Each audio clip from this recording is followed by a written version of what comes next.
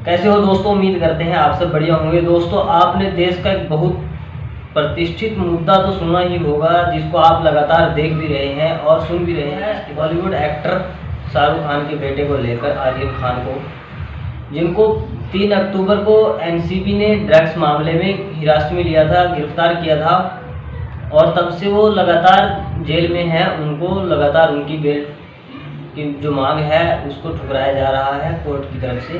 लेकिन दोस्तों, ये बहुप्रतीक्षित मुद्दा नहीं होना चाहिए देश के लिए, क्योंकि जिस देश के अंदर मुंद्रा पोर्ट के ऊपर 3000 किलोग्राम हेरोइन ड्रग्स पकड़ी जाए, उस देश में जब वो कोई मुद्दा नहीं है तो 3 ग्राम ड्रग्स का मुद्दा कैसे बहुप्रतिष्ठित हो सकता है।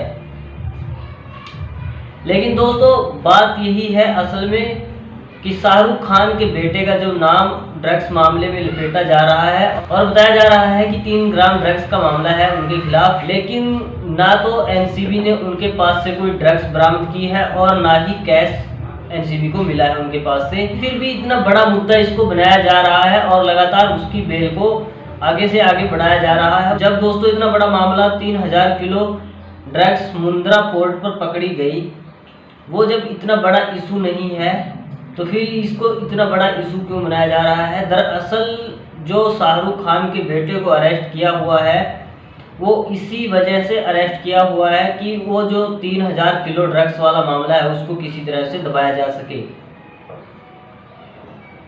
और क्यों दबाया जा सके, क्योंकि दोस्तों वो जो मुंद्रा पोर्ट है वो देश के जाने माने उद्योगपति गौतम अडानी का है, इसलिए उस मामले को दबाने के लिए एक बॉलीवुड एक्टर के बेटे को परेशान किया जा रहा है। और आज तो चंकी पांडे की बेटी को भी इस मामले में एनसीबी ने पूछताछ के लिए बुलाया है, क्योंकि अब उसमें नया खुलासा ये हुआ है कि चंकी पांडे की जो बेटी है उनकी आर्यन यानी शाहरुख खान के बेटे के साथ ड्रग्स को लेकर चैट हुई थी।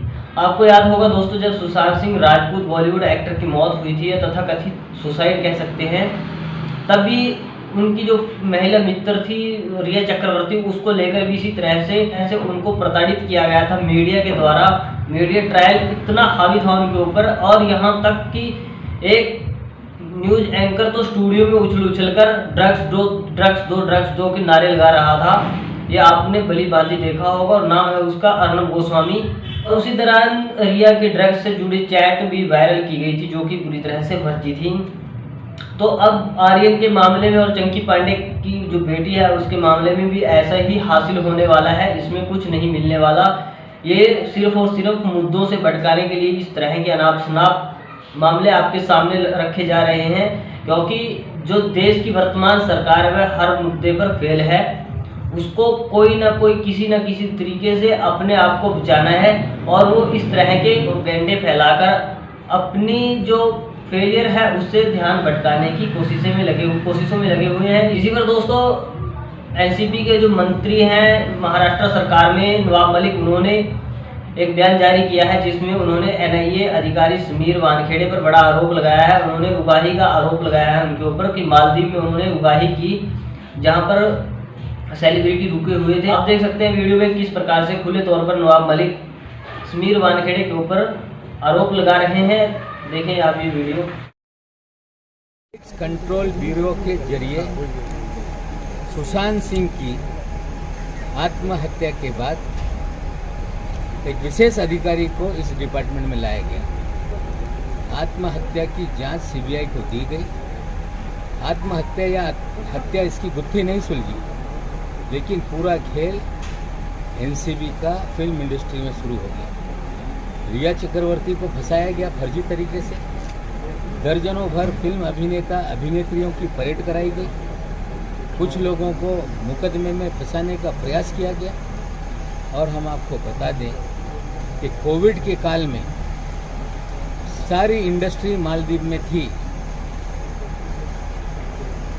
अधिकारी के परिवार के लोग, अधिकारी स्वयं दुबई और मालदीव में क्या कर रहे हैं, इसका खुलासा अधिकारी को करना पड़ेगा, समीर वानखेड़े को।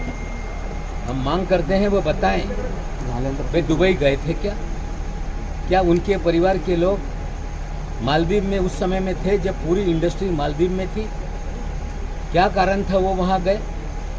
हमें तो पूरा यकीन है कि सारी उगाई मालदीव और दुबई में हुई है, जिसकी तस्वीरें हम आप लोगों को देंगे। अब दोस्तों बात करते हैं महंगाई और पेट्रोल डीजल के मुद्दे को लेकर। दोस्तों एक तरफ देश में बढ़ती हुई महंगाई ने कमर तोड़ दी और दूसरी तरफ बीजेपी के जो मंत्री हैं वो नए नए फार्मूले और नए नए लॉजिक लेकर आते हैं किसी तरह से इस महंगाई से बचने के लिए। अभी दोस्तों एक सोशल मीडिया पर वीडियो वायरल हो रहा है जिसमें यूपी सरकार में खेल और युवा कल्याण मंत्री उपेंद्र तिवारी अपनी सरकार को किस प्रकार से डिफेंड कर रहे हैं। उनकी बात को सुनकर एक बार तो आपको भी हंसी आएगी, जिस प्रकार से वो डिफेंड कर रहे हैं। हालांकि वो अपनी नाकामी भी उसमें दर्शाते हुए नजर आ रहे हैं। उनका कहना है कि विपक्ष के पास कोई मुद्दा नहीं है, विपक्ष मुद्दाविहीन है। पिछले 7-8 सालों में जो विकास हुआ है उसकी वजह से विपक्ष के पास कोई मुद्दा नहीं है। पेट्रोल है उसको कुछ ही लोग उपयोग कर रहे हैं। 95% समाज में ऐसे लोग हैं जो पेट्रोल यूज ही नहीं करते।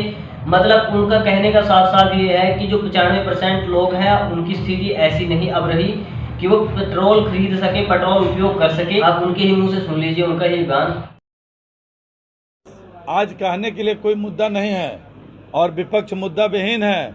और आप 2014 से पहले का आंकड़ा ले लीजिएगा और आज का आंकड़ा ले लीजिएगा और प्रति व्यक्ति आय मोदी जी और योगी जी की सरकार बनने के पहले क्या थी और आज कितनी है, तो प्रति व्यक्ति आय दोगुनी बढ़ी हुई है, दोगुनी से भी ज्यादा आज बढ़ी हुई है 4.5 साल और 7 साल के अंदर, ठीक ना। और पेट्रोल की कीमत, पेट्रोल और डीजल बिजली की सप्लाई सरकार कर रही है। आज चंद मुट्ठी भर लोग हैं जो 4 व्हीलर गाड़ियों से चलते हैं जिनको पेट्रोल की उपयोगिता है। आज समाज के अंदर 95% लोग हैं जिनको पेट्रोल की आवश्यकता नहीं है। और मुफ्त में आज 100 करोड़ से ऊपर लोगों को मुफ्त में वैक्सीन सरकार ने दिया है।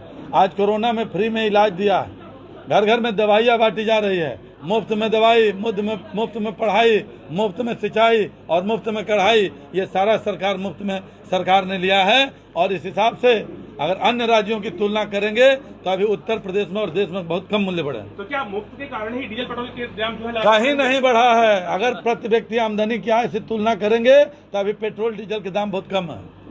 तो दोस्तों आज के लिए इतना ही। वीडियो के कमेंट बॉक्स में अपनी राय जरूर दें, वीडियो को लाइक शेयर करना मत भूलें और चैनल को सब्सक्राइब कर दें। धन्यवाद।